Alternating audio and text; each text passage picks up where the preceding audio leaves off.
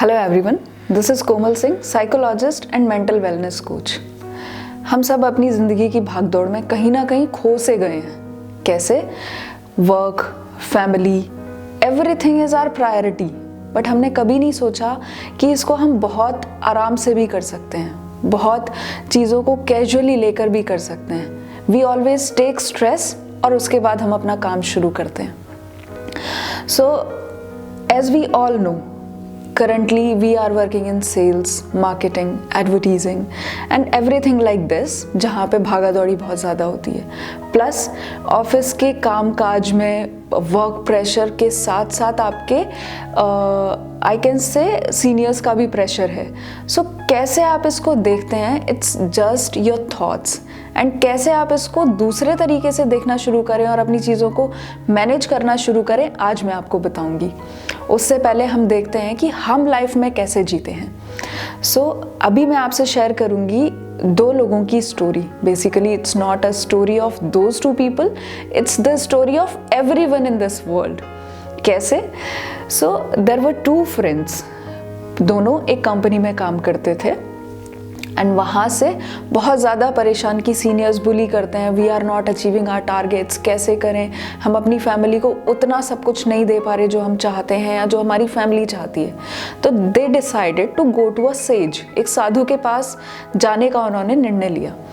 अब जैसे ही वो उनके पास पहुँचे, सो उससे पहले दे वर बोथ फाइटिंग कि पहले कौन बात करेगा। रीज़न बीइंग उनको समझ ही नहीं आ रहा था कि बात करनी कैसे है।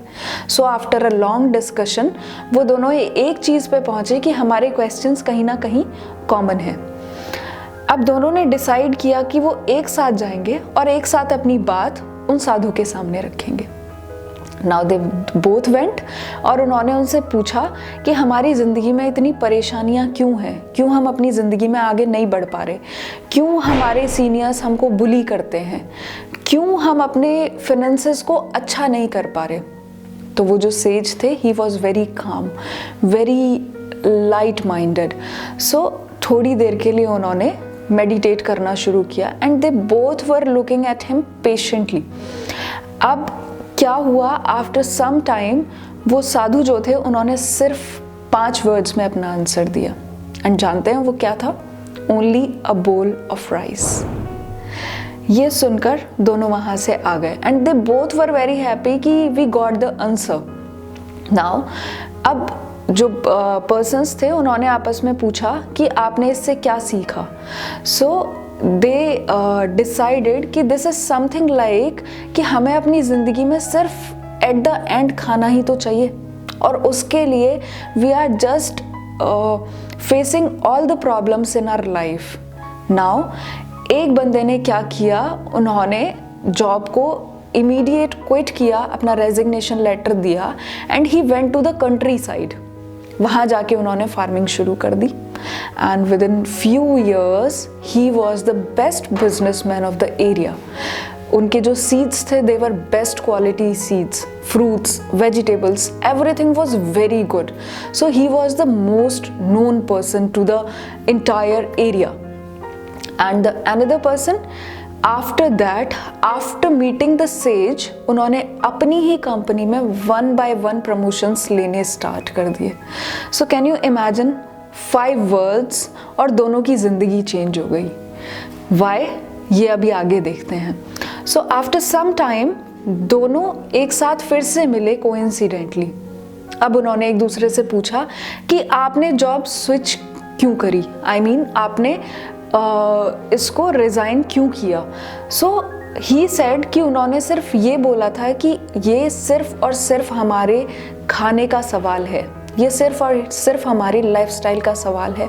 सो ना ज़्यादा टेंशन लेते हुए मैंने जॉब क्विट करी ताकि मैं किसी की सुन ना पाऊँ और अपने आप को इन्हेंस कर पाऊँ। So then I decided to do this कि सिर्फ खाने का सवाल है और मैंने खाना उगाना शुरू किया।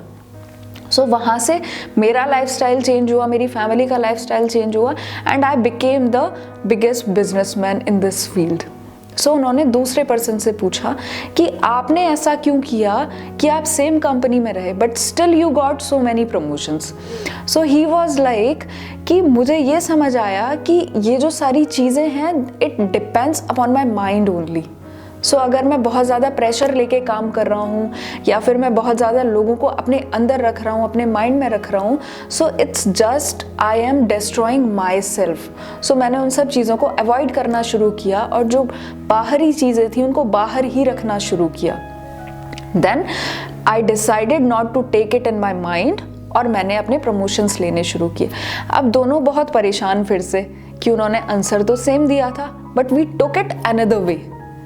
उन्होंने फिर से डिसाइड किया कि वो फिर से उस साधु के पास जाएंगे और फिर से देखेंगे कि कैसे हमारे माइंड्स ने अलग अलग काम किया।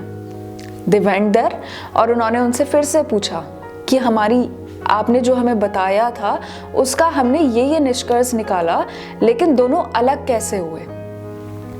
देन अगेन जो साधु थे उन्होंने फिर से मेडिटेट किया। वो दोनों फिर से पूरे धैर्य के साथ उनको बैठ के देख रहे थे। अब जब उन्होंने दूसरा आंसर दिया, it was again in 5 words and it was just a difference in your thoughts.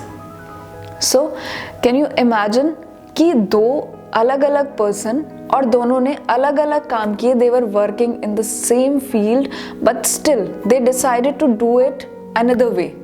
And now उनको समझ आया कि ये सिर्फ और सिर्फ हमारी सोच का फ़र्क है कि कैसे हम अपनी ज़िंदगी को किस डायरेक्शन में लेकर जा रहे हैं। सो नाउ आई होप आप ये समझ चुके होंगे कि जब भी आप कोई काम करते हैं या जब भी आप अपने सीनियर्स की सुनते हैं, it's just the difference of your thoughts, it's just your own perspective कि आपको क्या करना है और कैसे चीज़ों को मैनेज करना है। नाउ आई होप कि आप इससे ये समझ पाए होंगे कि अब आपको अपनी चीज़ों को कैसे मैनेज करना है और कैसे आप अपने माइंड को मैनेज करें ताकि आपकी आउटर वर्ल्ड की चीज़ें मैनेज हो पाएँ। So I just want you to write something in the comment box, reason being कि कैसे आप अपनी चीज़ों को आप चेंज करेंगे। जब तक आप वो लिखेंगे नहीं, you will never be able to do it. So either it can be comment box, either it can be or it can be on paper. So कहीं भी आप इसको लिखें ज़रूर कि प्रॉब्लम्स क्या क्या हैं आपकी लाइफ में और आप इनको कैसे दूसरे तरीके से देख सकते हैं। I am just waiting for your good answers in the comment box itself. Thank you so much for listening me so patiently. Thank you.